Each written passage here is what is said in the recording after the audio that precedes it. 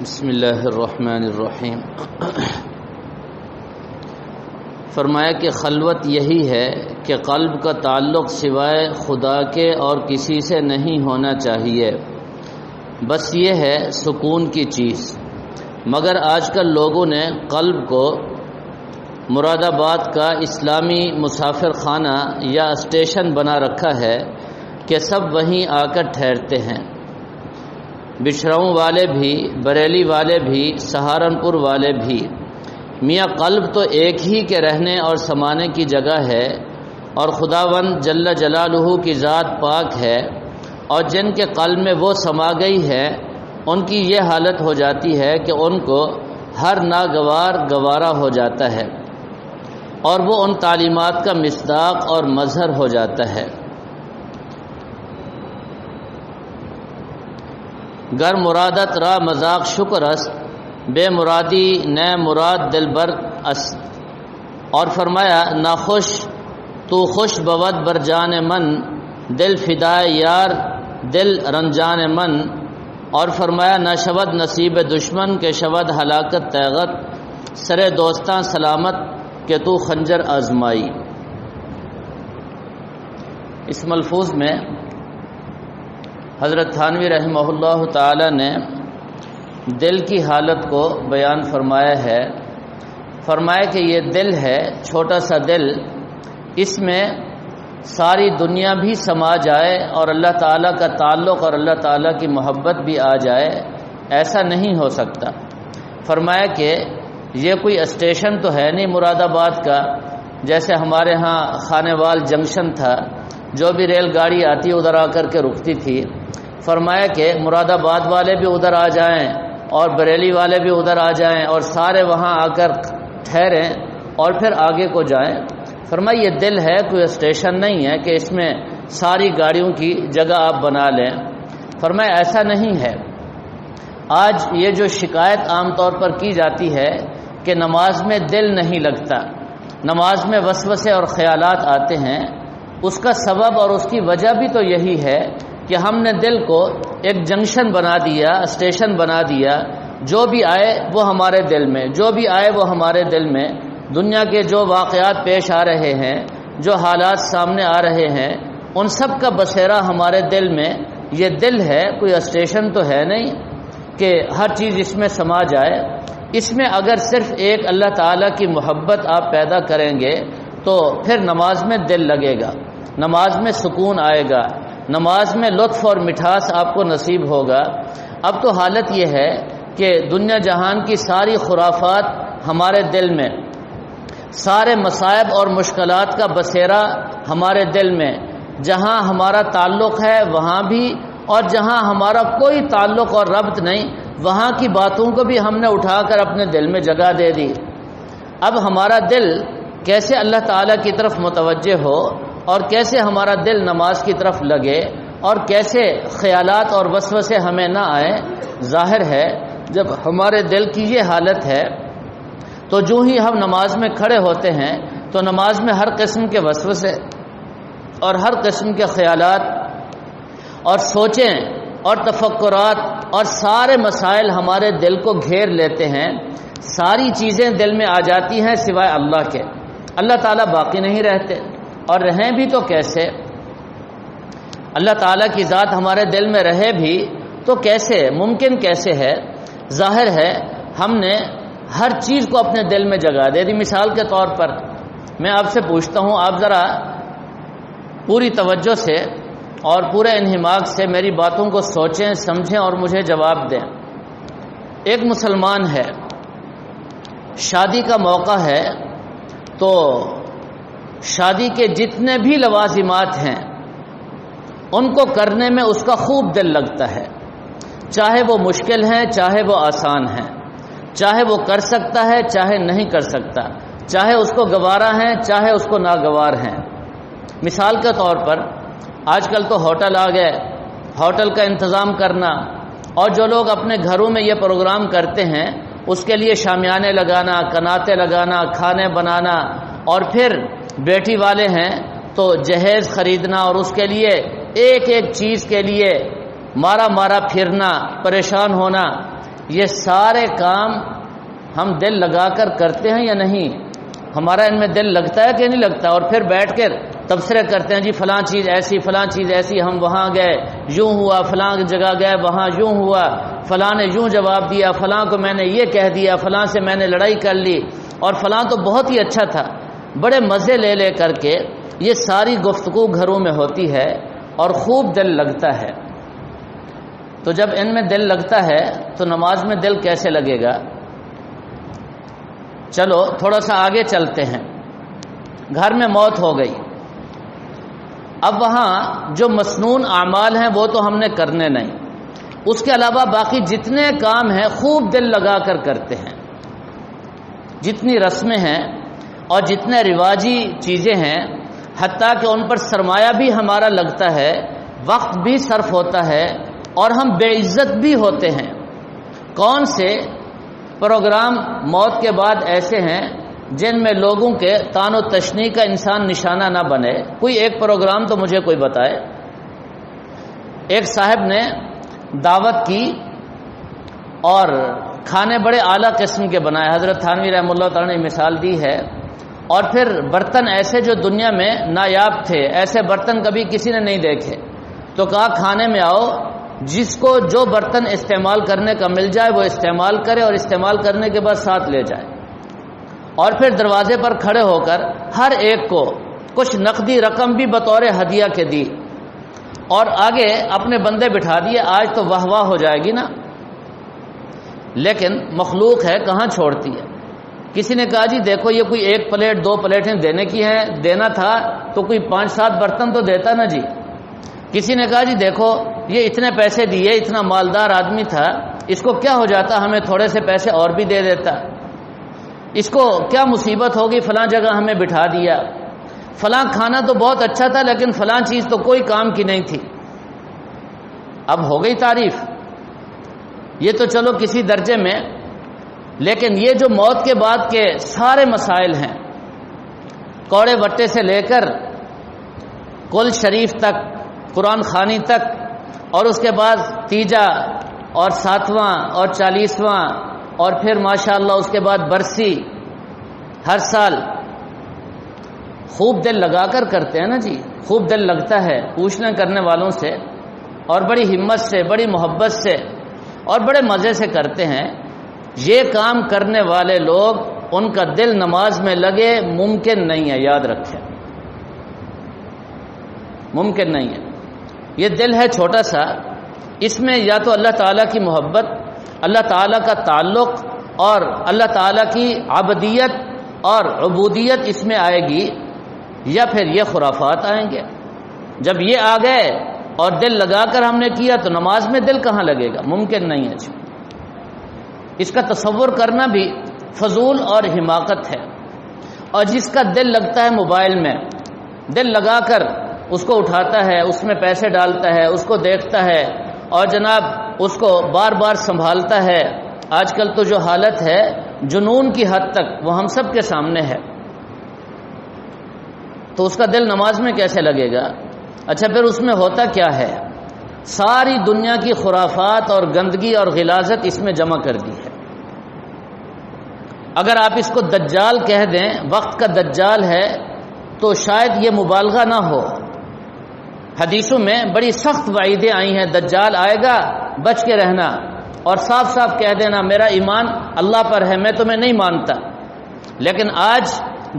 لیکن فرمایا کہ دجال آئے گا ایسے رنگ و روم میں کہ ہر کرتب وہ دکھائے گا، اور انسان جو تھوڑا سا بھی کمزور ایمان والا ہوگا وہ بہہ جائے گا، اور اس کے پاس بڑے بڑے ہتھیار ہوں گے اور بڑے بڑے وسائل ہوں گے، اور اللہ نے اس کو بڑی طاقت دی ہوگی۔ آج اس کو دیکھ لیں، نیند سے تھوڑی سی آنکھ کھلی تو اللہ رسول کا نام ہے یا موبائل، فوراً اس کو اٹھایا اور دیکھا کچھ آیا تو نہیں، اور نماز پڑھی سلام پھیرتے ہی فوراً جیب سے نکالا، پھر اس کو دیکھا کچھ آیا تو نہیں جی۔ دعا سے پہلے بے چین ہو جاتا ہے آدمی، جو بے چینی نماز کے لیے، دعا کے لیے ہونی چاہیے تھی، ذکر اللہ کے لیے ہونی چاہیے تھی، وہ اب اس کے لیے ہے۔ دیکھ لیں، آپ مشاہدہ کر لیں، اور میں پورے وثوق کے ساتھ اور اعتماد کے ساتھ کہتا ہوں کہ یہ وقت کا دجال ہے، اس دور کا یہ دجال ہے، اور اس کے دجل نے انسانیت کی نمازیں، عبادات اور بے شمار گھرانے برباد کر کے رکھ دیے ہیں، بے شمار گھرانے۔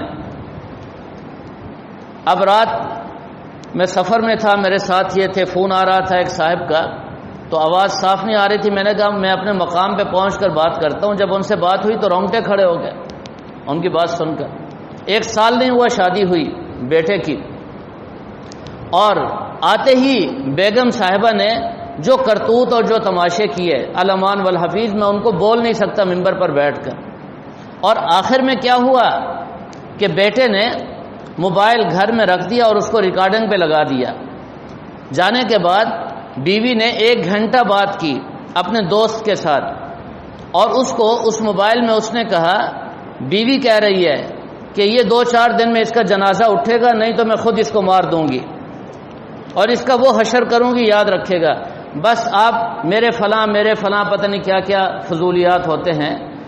تو سن کر حیران، اور جناب پتہ نہیں میں اب کیا بتاؤں آپ کو، یہ اس کا کرشمہ ہے۔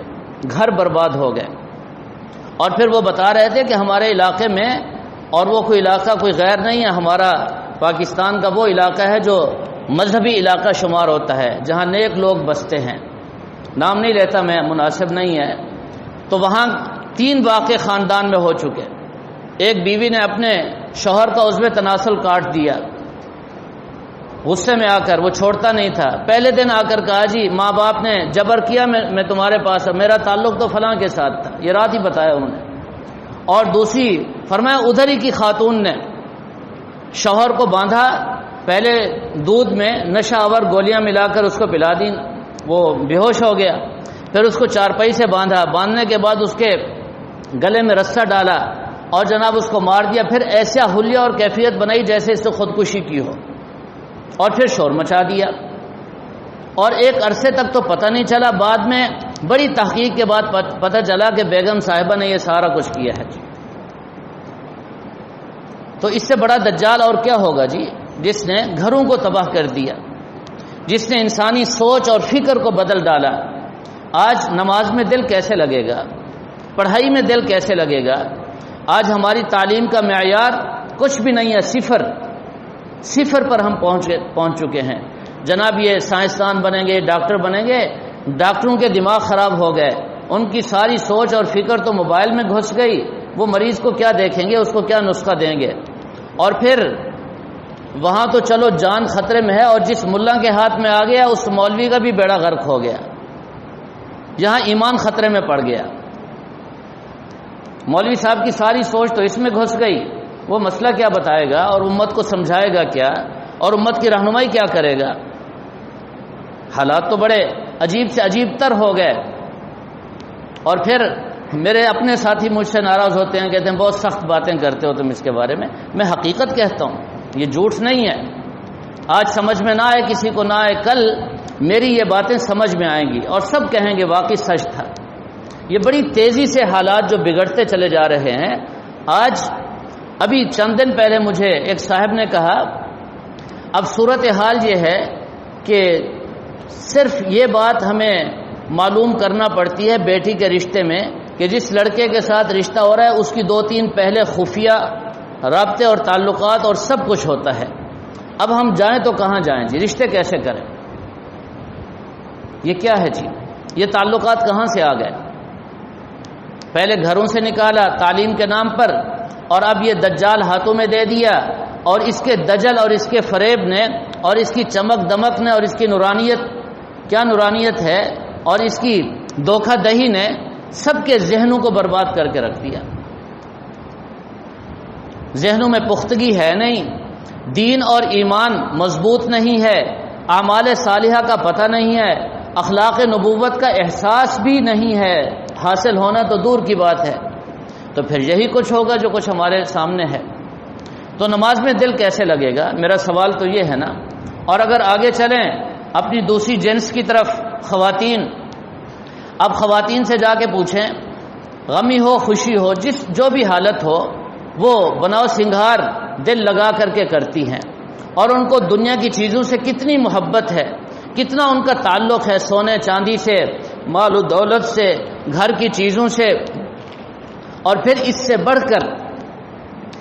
بڑھ کر تھوڑا سا توجہ، ناراض کوئی بھی نہ ہو، میں حقیقت حال عرض کر رہا ہوں، آج کی خاتون گھر سے باہر نکلنے کے لیے بیتاب، بازاروں کی زینت بن کر، اس طرح کہ اس کے سر پر دوپٹہ نہیں ہے، اس کا گلا اور سینہ کھلا ہوا ہے، اس کے بازو ننگے ہیں، اور اس کا پیٹ کا کچھ حصہ بھی نظر آ رہا ہے، اور جناب پنڈلیاں تو ماشاءاللہ اس نے شلوار ایسی بنا دی جیسے صحابہ کرام کی شلوار کے بارے میں آتا ہے وہ موٹی پنڈلی پر ہوتی تھی مردوں کی، عورتوں کے بارے میں تو آتا ہے کہ وہ زمین پر کھسکتی ہوئی، کپڑا کھسکتا ہوا چلتا تھا، لیکن آج کل کی خواتین اولیاء اللہ سے بھی آگے نکل گئی، شلوار ٹخنوں سے اوپر نہیں بلکہ آدھی پنڈلی سے بھی اوپر چلی گئی۔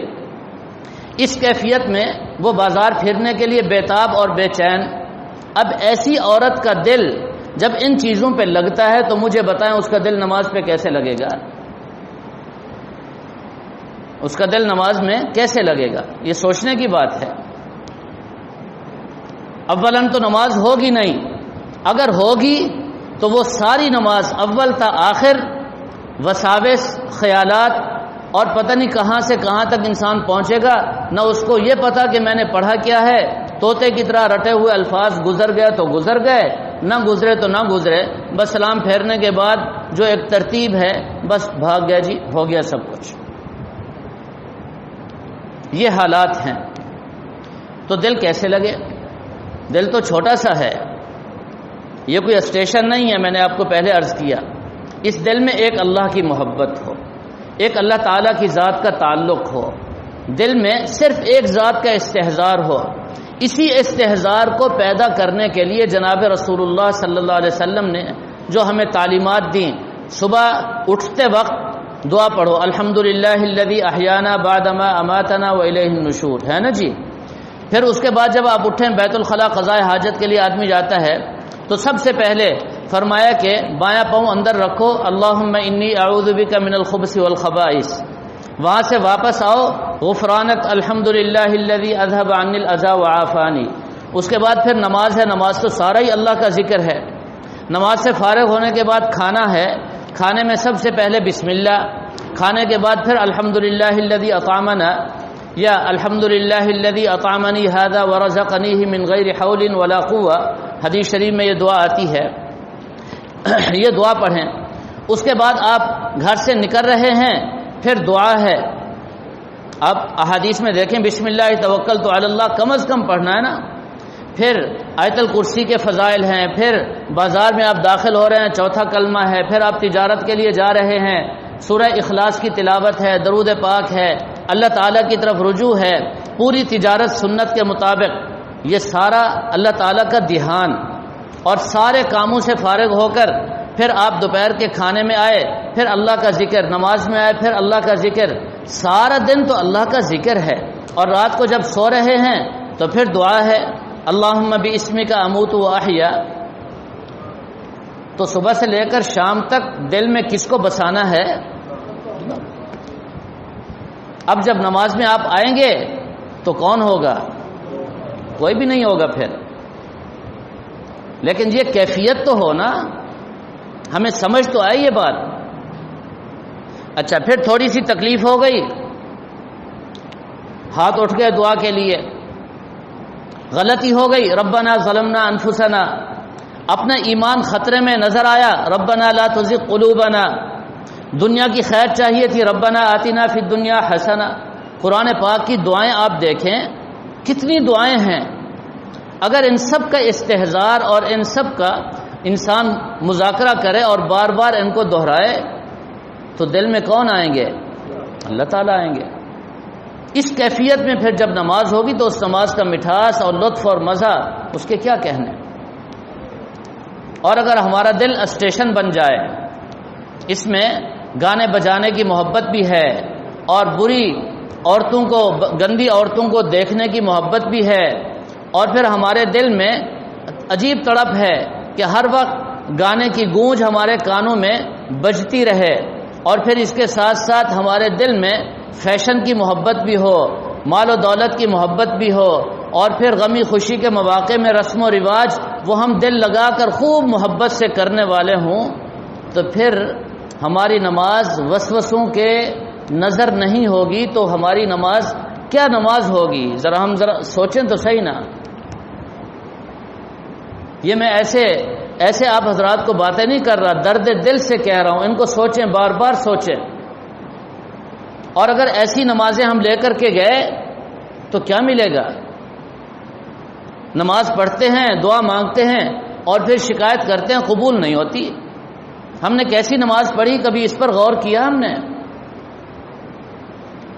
اس دل میں ہم نے جس کو بسانا تھا، جس کو ہم نے جگہ دینی تھی، جس ذات نے یہ دل ہمیں عطا کیا تھا، اس ذات نے ہمیں کتنی مرتبہ کہہ دیا کہ یہ دل میرا ہے، اس دل میں صرف میں ہوں، میرے سوا کوئی بھی نہ ہو، اور کتنے واضح اور دو ٹوک الفاظ میں کہہ دیا۔ فرمایا کہ میں اور یہ دنیا سوکن ہے، ایک دل میں دونوں نہیں آ سکتے۔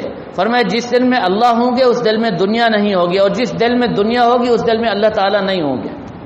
حدیث شریف میں موجود ہے۔ تو ہم نے اپنے اختیار سے، اپنے ارادے سے اللہ تعالیٰ کو دل سے نکال دیا، اور ساری دنیا کو اور دنیا کے سارے خرافات کو ہم نے دل میں بسا لیا۔ اب ہمارے دل کی حالت کیا ہوگی؟ اب سبق سمجھ میں نہیں آتا۔ ہمارے یہ بچے کہتے ہیں، میں فوراً سمجھ جاتا ہوں دل میں کچھ اور ہے نا جی، ورنہ دین تو دین فطرت ہے۔ جس طرح فطری طور پر ہمیں کھانا اچھا لگتا ہے نا، اس طرح فطری طور پر نماز، روزہ، عبادات، دین پڑھنا پڑھانا یہ اچھا لگتا ہے، لطف اور مزہ اور سکون آتا ہے۔ اور جس بچے کا دل مدرسے میں نہیں لگتا تو معلوم ہوتا ہے دل میں کچھ اور ہے نا۔ اور پھر بزرگوں نے لکھا ہے، جس شخص نے دل کی کدورت کے ساتھ کتاب کو پڑھا، علم دین کو حاصل کیا، یا اپنے استاذ کو تھوڑی سی کدورت کے ساتھ دیکھ لیا، فرمایا کہ دنیا میں یہ اتنی تکلیفیں اور مشقتیں اٹھائے گا اور اللہ تعالیٰ اس کو ایسے تھپیڑے لگائیں گے یہ برداشت بھی نہیں کر سکے۔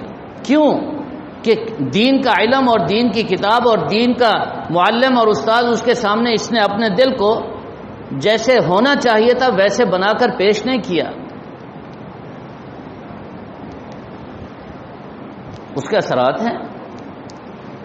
یہ تو میں اپنے معاملے کی بات کر رہا ہوں، باہر چلے جاؤ ہر جگہ یہی کچھ ہے، جو بھی مثال آپ چاہو بنا لو۔ ایسا مدرسہ چاہیے جہاں سہولت ہو، اور کون سی سہولت ہو؟ نمبر 1 کھانے پینے کی سہولت ہو، نمبر 2 موبائل کی سہولت ہو۔ بس بیڑا غرق ہو گیا۔ جہاں بھی جائے سوائے ذلت اور رسوائی کے کچھ بھی حاصل نہیں ہوگا۔ ایک اصولی بات عرض کر رہا ہوں میں، اس لیے اپنے دل کو صرف اللہ تعالیٰ کے لیے، اس لیے حکیم الامت حضرت تھانوی رحمہ اللہ تعالیٰ نے کتنا عجیب الفاظ میں یہ جملہ فرما دیا، فرمایا کہ خلوت یہی ہے کہ قلب کا تعلق سوائے خدا کے اور کسی سے بھی نہیں ہونا چاہیے۔ دل کا تعلق صرف ایک ذات سے بنا لیں، پھر اس کے مزے اور لطف دیکھیں، پھر اپنی نمازیں دیکھیں، پھر اپنی دعائیں دیکھیں، اور پھر قبولیت دیکھیں، اور پھر سکون اور اطمینان اور دنیا کے مزے دیکھیں جی۔ اس کے بغیر کچھ بھی حاصل نہیں ہو سکتا۔ اللہ تعالی ہم سب کو دین کی سمجھ عطا فرمائے۔